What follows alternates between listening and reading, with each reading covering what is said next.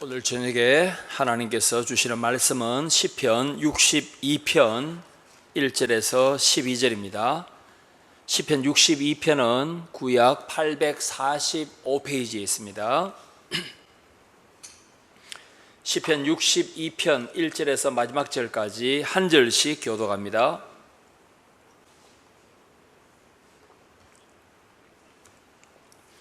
(62편) 1절. 다윗의 시, 인도자를 따라 여두둔의 법칙에 따라 부르는 노래.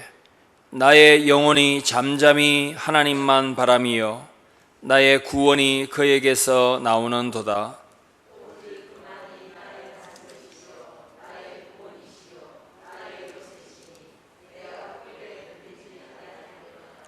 넘어지는 담과 흔들리는 울타리와 같이 사람을 죽이려고 너희가 일제히 공격하기를 언제까지 하려느냐?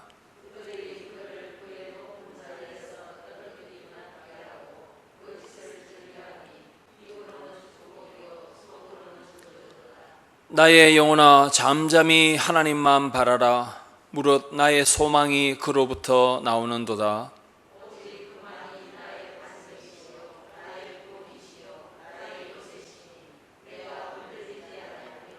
나의 구원과 영광이 하나님께 있으며 내 힘의 반석과 피난처도 하나님께 있도다.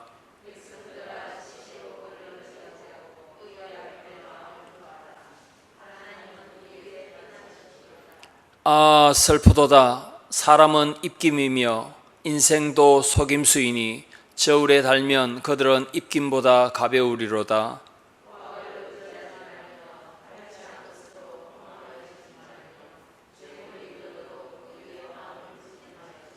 하나님이 한두 번 하신 말씀을 내가 들었나니 권능은 하나님께 속하였다 하셨도다. 주여, 인자함은 주께 속하오니 주께서 각 사람이 행한 대로 갚으심이니이다. 아멘. 사랑하는 우리 형제 자매 여러분, 우리의 인생에 우리를 두렵게 만드는 것들이 참 많이 있습니다. 예기치 못한 난관이 우리 앞에 항상 있기 마련입니다. 한 고비를 넘어가다 보면 또 조금 지나서 또 다른 난관이 우리의 앞길을 막을 수도 있습니다. 2중, 3중의 어려움이 한 달, 1년으로 끝나는 것이 아니라 계속하여 우리의 삶 속에 마치 친구처럼 자리를 잡고 있는 경우도 있습니다. 해가 갈수록 약해지는 건강, 또 치열한 경쟁 사회 속에서 살아남기 위해서 발버둥치는 것, 이런 것들은 결코 크리스찬에게도 쉬운 일은 아닙니다. 이때 아주 인간적인 처세술로 난관을 돌파하는 경우도 종종 우리 주변에서 볼 수 있습니다. 어떤 경우는 그냥 포기하는 경우도 종종 있습니다. 오늘 우리가 읽었던 시편 62편, 우리의 믿음과 삶의 유일한 표준이 되는 하나님의 말씀에 근거하여 본다면 이러한 난관과 시련 속에서 우리는 하나님을 확고부당하게 잠잠히 담대히 바라보아야 한다라는 답을 금방 알 수 있습니다. 호들갑 떨지 말고 잠잠히 하나님을 바라보라. 여러분, 사도행전 20장에 보시면 바울이 3차 전도 여행 때 터키의 드로아에 도착했습니다. 주일 저녁에 시작된 1일 특별 부흥회가 계속해서 지속되었을 때에 3층에서 유두고 청년이 그만 뚝 떨어져서 죽었습니다. 이때 사람들이 난리가 났죠. 예배 중에 교회에서 청년이 죽었다라는 소문이 나면 우리 교회의 부흥은 이제 끝났다. 예배 중에 사람이 죽는 교회라는 그런 이상한 소문이 난다면 우리는 어떻게 할까? 막 사람들이 웅성웅성거렸습니다. 이때 유두고의 시체를 안고 사도 바울이 뭐라고 말합니까? 떠들지 말라. 이 청년의 호흡이, 생명이 아직도 이 속에 있다라고 죽은 유두고를 하나님께서 살리실 것을 확신하면서 떠들지 말라, 세상이 끝난 것처럼 호들갑 떨지 말라라고 말한 바가 있습니다. 똑같은 말씀을 오늘 시편 62편을 통해서 우리는 맞이하게 됩니다. 오늘 설교의 요지는 이것입니다. 우리는 언제나 여호와를 확실하고도 잠잠히 바라보아야 한다는 것입니다. 언제나, 밤에도 아침에도, 20대에도 50대에도 60대 70대에도 언제나 잠잠히 확실히 우리는 하나님을 바라보아야 한다. 이것이 오늘 설교의 요지입니다. 두 가지로 나누어서 말씀을 전가합니다. 첫 번째입니다. 우리가 확실하고도 잠잠히 바라보아야 할 하나님은 어떤 분입니까? 하나님은 어떤 분이기에 희노애락 가운데 항상 확실하게 잠잠히 하나님을 바라보아야 합니까? 우리 하나님은 권능이 충만하시고 사랑이 무한하신 분이기 때문입니다. 사랑과 능력, 사람이 흉내낼 수 없는 사랑과 권세가 충만하신 하나님이심으로 우리는 항상 언제나 하나님을 바라보아야 합니다. 여러분, 62편 제목에 보시면은 다윗의 시라고 되어 있습니다. 아마 다윗이 왕으로 통치하면서 통치 말년에 아들 압살롬이 반역을 일으킨 바가 있습니다. 그 쿠데타 때문에 왕궁을 버려두고 다윗이 굴로, 산으로, 들로 도피 생활한 바가 있습니다. 오늘 전반적인 분위기는 아마 다윗이 압살롬의 반역과 같은 절대절명의 위기 상황 속에 이 시를 지은 것으로 얼마든지 추론할 수 있습니다. 위기 상황 가운데 다윗은 항상 비탄으로 시작하지만은 감사와 찬송으로 해피엔딩으로 시를 마무리하는 그 경향을 여기 62편에서도 확인할 수 있습니다. 다윗은 자신의 상황을 3절과 4절에서 아주 극적으로 드라마틱하게 그림으로 설명하고 있습니다. 3절에 보시면은 다윗이 서 있는데 담이 다윗을 향해서 넘어지려고 합니다. 울타리가 다윗을 덮치려는 것처럼 막 흔들립니다. 4절에 보시면은 악인들이 다윗을 높은 자리에서 떨어뜨리려고 합니다. 5층 건물에서 다윗을 밀어떨어서 추락사 시키려고 하는 그런 장면이 4절에 등장합니다. 다윗을 떠받쳐 줄 만한 안전한 토대가 받침이 없습니다. 담벼락과 울타리는 다윗의 머리를 향하여 막 넘어지는 것 같고, 높은 곳에 서 있는 다윗을 붙잡아 줄 망정 악인들은 밀쳐서 떨어뜨려서 죽이려고 하는 이러한 생명이 위협을 당하는 상황 속에 있다라고 3절과 4절에서 설명하고 있습니다. 이런 상황 속에 다윗은 이미 어떻게 처신해야 할지, 어디로부터 도움을 받아야 할지 다 알고 있습니다. 그래서 1절에서 다윗은 이미 해답을 선포하고 있습니다. 다윗의 해답은 무엇입니까? 나의 영혼은 잠잠히 하나님을 바라야 한다. 왜냐하면 구원은 하나님에게만 있기 때문이다 라고 1절에서 고백합니다. 여러분, 시편은 수필 쓰듯이 길게 산문처럼 되어 있지 않습니다. 시니까 운율이 딱딱 맞죠. 글자 세자, 네자, 세자 이렇게 딱딱 간결하게 씁니다. 다윗의 해답 1절 원래 이렇게 되어 있습니다. 확실히 엘 엘로힘 하나님을 뚜미야 조용히 나페시 내 영혼이, 이게 1절 초반절에 있는 원래 뜻입니다. 무슨 뜻입니까? 확실히 나의 영혼이 하나님을 조용히 이렇게 되어 있습니다. 뭐 바라보다, 기도하다, 사모하다 이런 동사가 없습니다. 내 영혼은 잠잠히 확실히 하나님을 이렇게 딱 되어 있습니다. 동사가 없어도 이게 무슨 말인지 다윗의 심정이, 느낌이 전달되지 않습니까? 확실합니다. 그리고 잠잠히 내 영혼은 오직 하나님을 이렇게 고백하고 있습니다. 그 바로 뒤에 1절 중반절은 이렇게 되어 있습니다. 멤메누 그로부터 예수아티, 예수 구원자죠. 나의 구원이 이렇게 되어 있습니다. 그로부터 나의 구원이, 여기도 동사가 빠져 있죠. 나의 구원이 그로부터 나오다, 발생하다 이런 동사가 없습니다. 이 동사가 없더라도 우리는 다 이해할 수 있습니다. 내가 구원받을 길은 하나님으로부터 나온다 이 말입니다. 보장되어 있다 이 말입니다.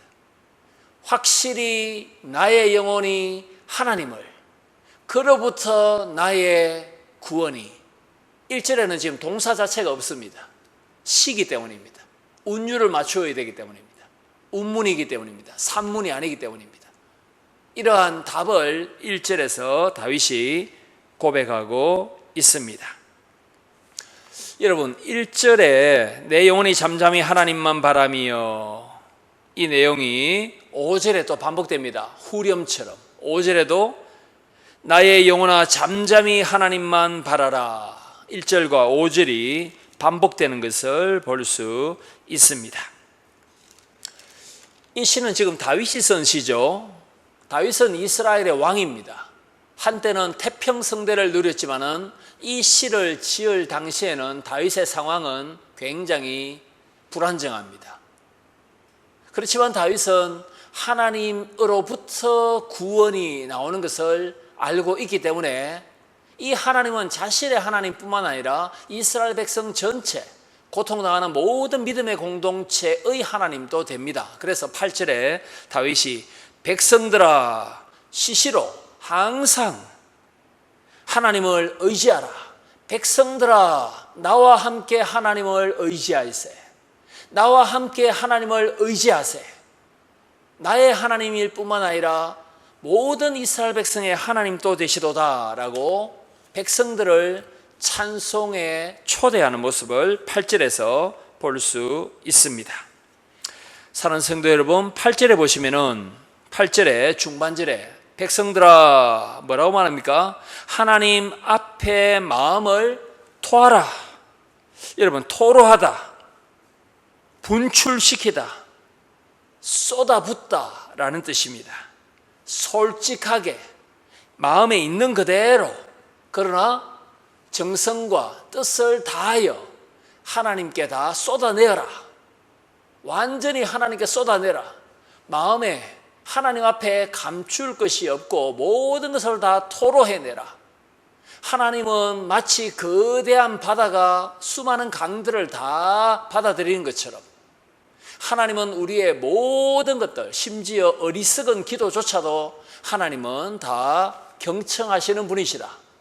정성을 다하여 솔직하게, 담백하게, 그리고 담대하게 용기를 내어 하나님께 모든 근심 하나도 남김없이 다 한번 쏟아내보라 라고 8절에서 말씀하고 있습니다. 사랑하는 성도 여러분, 다윗은 도대체 하나님을 어떤 분으로 믿고 있기에 자기 자신뿐만 아니라 이스라엘 백성 전체를 향하여 마음을 쏟아내라, 항상 하나님 바라라 이렇게 말합니까? 다윗의 하나님은 도대체 어떤 분이십니까? 11절과 12절에 다윗은 하나님을 이렇게 믿었다라고 설명하고 있습니다. 11절 중반절에 보십시오. 권능은 하나님께 속해 있습니다. 12절에 인자하심, 헤세드, 사랑도 하나님에게 속해 있습니다. 나는 하나님이 전지전능하신 분이심을 믿기 때문에, 그리고 그 하나님은 힘만 세시는 것이 아니라 사랑의 하나님, 약속하신 바를 반드시 지키시는 신실하시고 믿을 만한 하나님, 자비와 긍휼이 풍성하신 하나님인 줄 내가 믿기 때문에 나뿐만 아니라 이스라엘 백성 모두 다 하나님께 마음을 토해낼 수 있다고 믿습니다 라고 말합니다. 여러분, 우리가 하나님에 대해서 정확하게 알고 믿어야만 그 하나님을 더욱더 의지할 수 있습니다. 하나님이 누구이신가가 희미하면 우리의 기도도 갈팡질팡할 것입니다. 우리를 구원하신 하나님은 확실하게 이런 분이심을 나는 믿습니다 라고 우리가 확신한다면 그 하나님의 능력과 사랑, 하나님의 성품, 하나님의 속성, 하나님의 성품을 우리가 알기 때문에, 그분이 누구신지 알기 때문에 우리의 기도는 흔들리지 않고 선명하게 하나님의 보좌 앞으로 상달되게 될 것입니다. 사랑하는 성도 여러분, 다윗은 다윗의 후손으로 오실 예수 그리스도의 조상이고, 다윗은 예수님의 그림자와 같은 사람입니다. 예수님께서 하루 종일 악령 들린 자 치유하시고, 온갖 병든 자 치유하시고, 시각장애인, 언어장애인, 신체장애인, 장애인들도 치료하시고, 천국 복음을 선포하시고, 식사할 겨를도 없이 예수님께서 하루 종일 바쁘게 하나님의 복음을 선포하시고 기적을 행하시고 병자들과 약자들을 돌보셨습니다. 피곤하신 가운데서도 주님은 습관을 쫓아 산에 가셔서 하나님 아버지께 기도하신 분입니다. 이걸 잘 보여주는 구절이, 마음을 토해내신 예수 그리스도의 모습을 잘 보여주는 구절이 히브리서 5장 7절입니다. 히브리서 5장 7절에 예수님께서 육체로 이 땅에 사실 때에 자기를 죽음에서 구원하실 아버지에게 심한 통곡과 눈물로 간구와 소원을 올려드렸고 라고 말씀합니다. 자기를 죽음에서 구원하실 아버지 하나님께 심한 통곡과 눈물과 간구로 소원을 하나님 아버지께 올려드리신 예수 그리스도. 예수님의 기도는 바로 8절에 있는 기도입니다. 마음을 토로해내는 기도, 하나님의 능력과 하나님의 사랑을 믿는 기도, 죽음에서 건져내실 하나님을 믿는 기도. 여러분, 예수님은 안식일마다 거의 바리새인들과 논쟁했습니다. 안식일에 회당에 들어가서 병자를 고치시면 바리새인들은 뭐라고 합니까? 예수님께서 메시아로 병자를 고치셨도다, 하나님의 나라가 임했도다, 함께 기뻐합니다, 이런 반응이 아니라 왜 안식일에 사람을 고쳤느냐라고 예수님을 박해합니다. 종교 지도자들이 예수님을 죽이려고 합니다. 때로는 예수님의 제자도 예수님을 버리고 은 30에 구주 예수님을 팔아버리기도 합니다. 온갖 시련과 고통 가운데 계셨던 예수 그리스도, 심한 통곡과 간구로 자기의 소원을 아버지 하나님께 올려드렸더라. 예수님의 모든 사역은 성부 하나님과 기도로 친밀한 교제 가운데 3년 공생애가 전개되었다라는 것을 알 수 있습니다. 사랑하는 성도 여러분, 잠잠히 바라볼지어다, 조용히 묵상기도, 침묵기도만 하라, 그 말은 아닙니다. 때로는 우리가 침묵기도 할 수 있어야 됩니다. 그러나 때로는 통곡하며 눈물을 쏟아내며 소망을 하나님께 솔직담백하게 올려드려야 합니다. 우리 스스로 해결할 수 없는 죄의 문제, 시련이 많기 때문에 우리는 눈물과 땀을 쏟아서 간절히 부르짖음으로 하나님을 찾아야 할 때도 있습니다. 이것이 바로 잠잠히 하나님을 바라보는 것입니다. 그냥 무조건 조용하게 기도하라, 꼭 그것을 지금 말하고 있는 것은 아닙니다. 잠잠히 하나님만 바라보는 성도, 시편 62편 10절에 다윗은 이렇게 살아야 된다라고 한 가지 더 제시합니다. 여러분, 10절에 보시면은 하나님을 바라보는 성도는 버려야 할 것이 많습니다. 포악, 탈취한 것, 그리고 늘어나는 재산도 소망이 아니다라는 것을 알아야 합니다. 폭력으로 또는 재산이 늘어난다고 해서 그것이 나의 구원이고 소망입니다, 이렇게 하지 말라. 사람의 힘과 능력과 재산과 부는 있다가도 없어질 것이고 사람의 능력은 쇠해질 수밖에 없다라고 10절에서 말씀하고 있습니다. 사랑하는 성도 여러분, 출애굽기 14장 14절에 이런 말씀이 있습니다. 이스라엘 백성아, 너희는 가만히 있어서 여호와께서 오늘날 너희를 위해서 이루시는 구원을 보라. 이스라엘 백성이 홍해를 마주쳤을 때도 마찬가지입니다. 이제 우리의 생이 끝났구나. 바다 뒤에는 바로의 군대들. 이제 우리가 이제 끝나구나. 그때 막 두려워할 수밖에 없죠. 이때도 하나님께서 말씀하십니다. 애굽에서 나오게 한 내가 광야에서 왜 너희를 죽이겠는가? 광야에서 왜 너희를 보호하지 않겠는가? 너희는 잠잠히 가만히 있어 내가 오늘날 너희를 위해서 하는 일을 보라. 이 전쟁에서 너희가 싸울 것이 없노라. 너희는 그냥 대열을 갖추어서 하나님이 어떻게 하시는지 기대하며 소망하며 하나님의 일을 보라. 너희는 잠잠히 하나님께서 하실 일을 보라. 이런 내용이 구약에 종종 나오는 것을 볼 수 있습니다. 다윗의 후손이신 예수 그리스도 마가복음 4장 35절 이하에 제자들이 밤에 배를 타고 갈릴리 호수 막 노져서 갔는데 풍랑 때문에 배가 꼼짝달싹도 하지 못하고 바다 위에 위급하게 지금 처해 있는 경우가 있었습니다. 이때 예수님은 배 뒤편에서 고물에서 그냥 편안히 쿨쿨 주무시고 계셨습니다. 예수님은 풍랑을 잠잠케 하실 수 있는 능력을 가지고 계신 분입니다.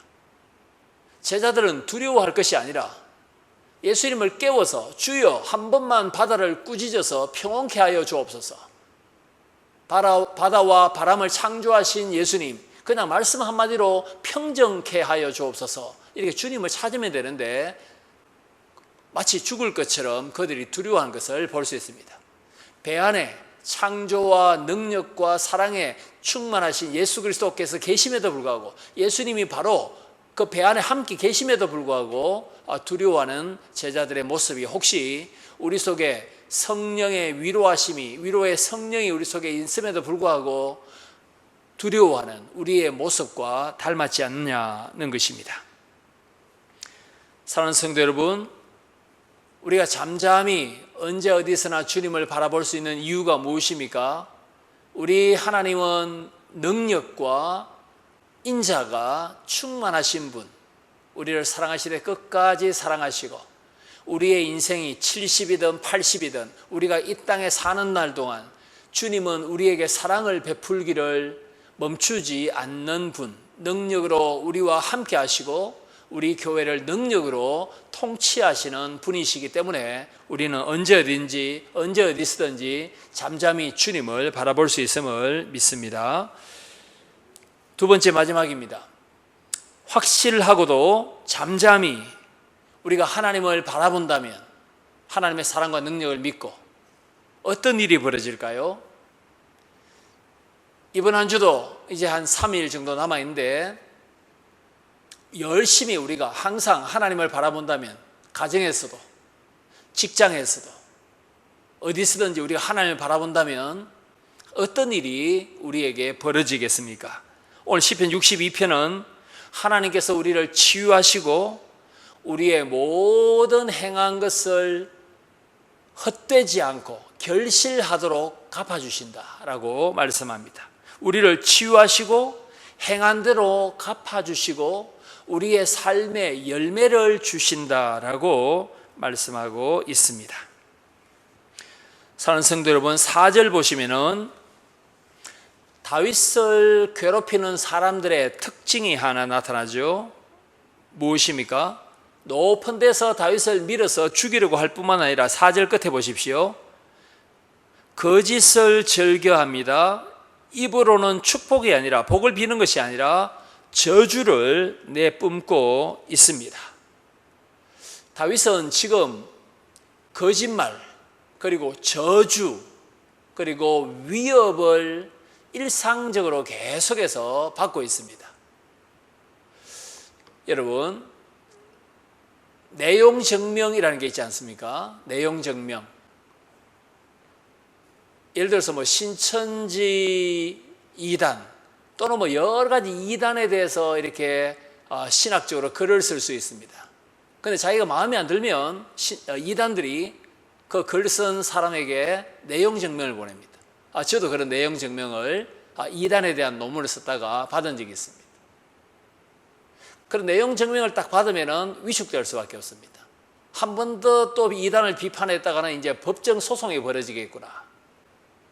글이든 말이든 주먹을 쥐고 사람을 때린 것도 아닌데 얼마든지 말로도 사람을 죽일 수가 있고 위축시킬 수가 있고 사람을 의기소침하게 얼마든지 만들 수 있습니다. 바로 그 내용을 지금 4절에서 다윗이 고백하고 있습니다. 다윗 주위에는 거짓말하고 속이고 저주하고 위협하는 사람들로 가득 차 있습니다.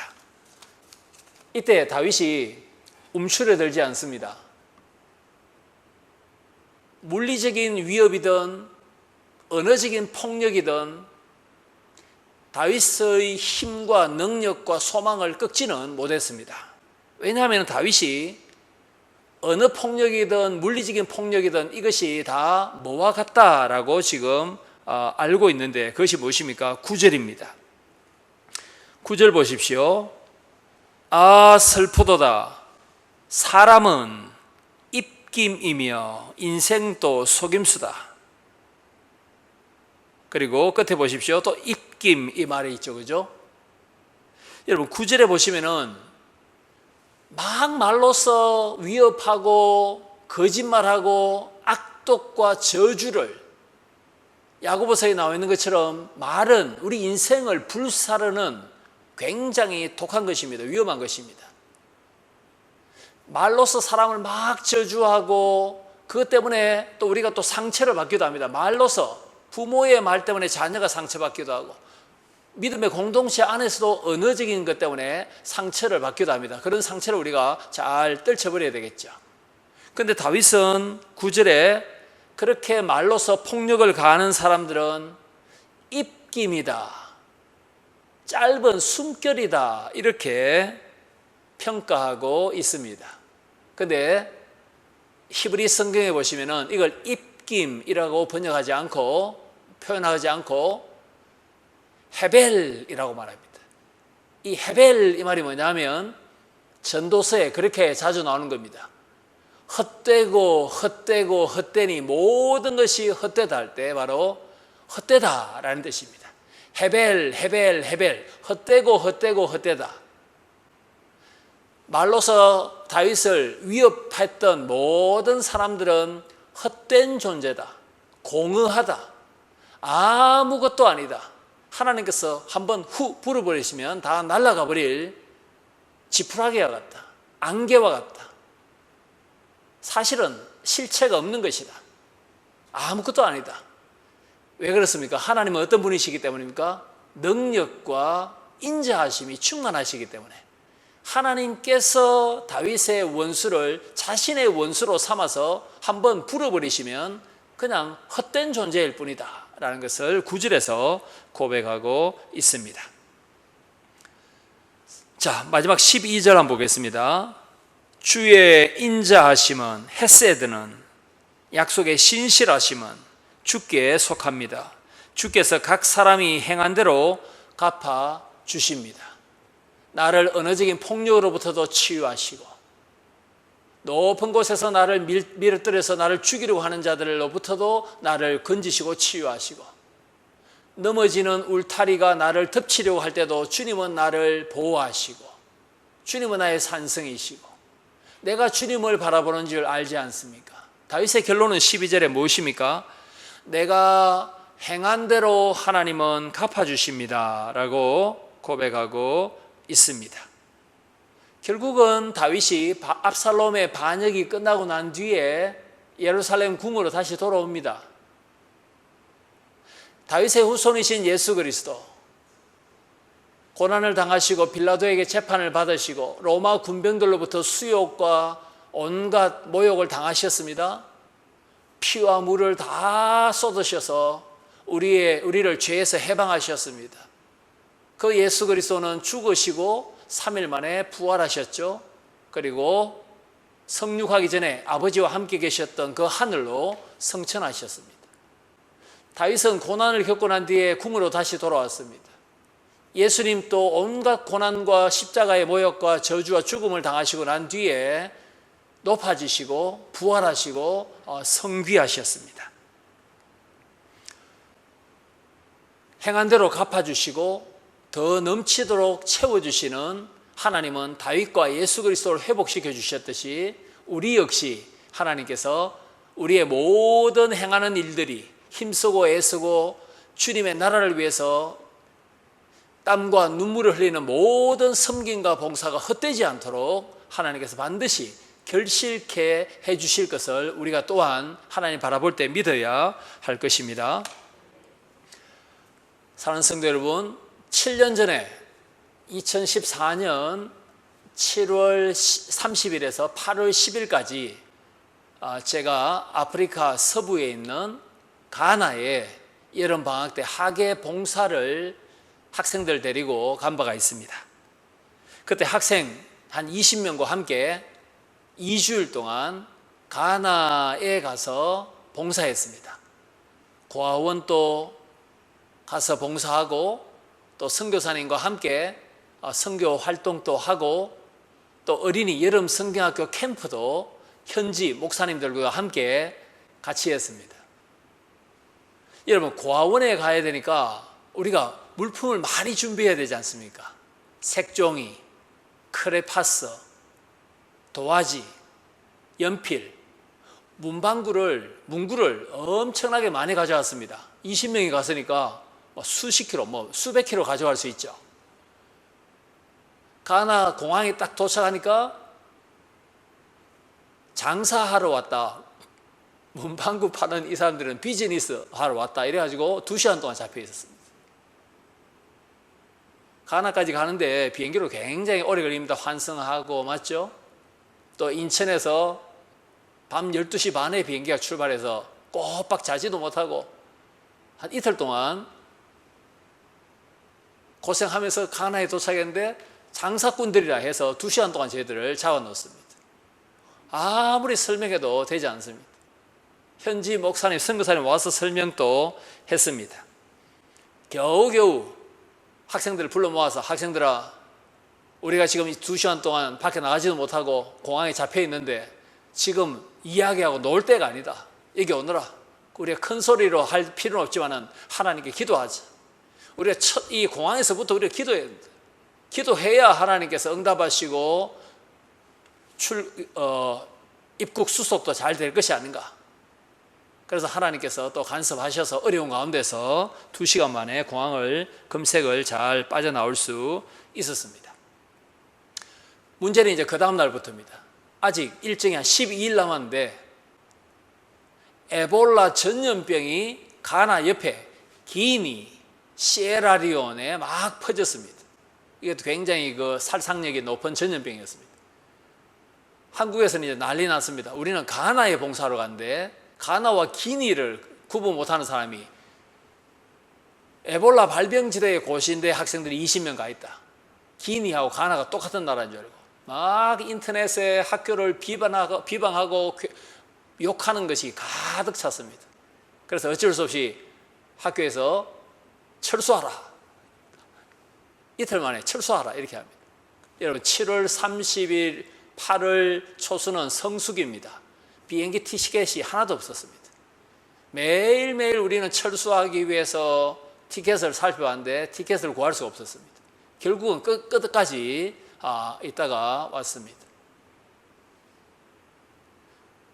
고아원의 아이들이 또 교회 학교, 주일학교 아이들이 하나님, 이웃나라 기니에서 시에라리온에서 에볼라 전염병이 우리나라에 넘어오지 못하도록 하나님 우리를 지켜주십시오. 그때 유초등부 애들이 한 100명은 더 됐습니다. 현지 목회자 한 6명과 함께 주일학교, 여름 성경학교 캠프 파이어 할 때 기도회를 2시간 하는 걸 봤습니다. 2시간 하면서 그 아프리카 목사님들이 계속해서 중간중간에 아이들 기도를 훈련시키기 위해서 불 계속 영어로 불 이게 무슨 말인가 싶었습니다.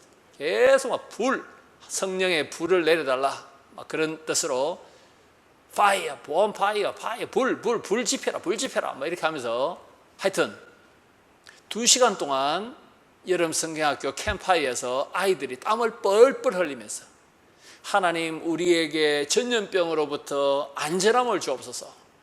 아이들의 기도를 옆에서 함께 기도하면서 들을 때에 하나님은 반드시 이 아이들을 보셔서라도 보호하시겠구나. 이 초등학교 아이들이 2시간 동안이나 땀을 뻘뻘 흘리면서 하나님께 마음을 토로하고 있는데 하나님이 들어주시지 않는다면, 이 아이들에게 기도를 들어주시지 않으면 하나님 누구의 기도를 들어주실 것인가?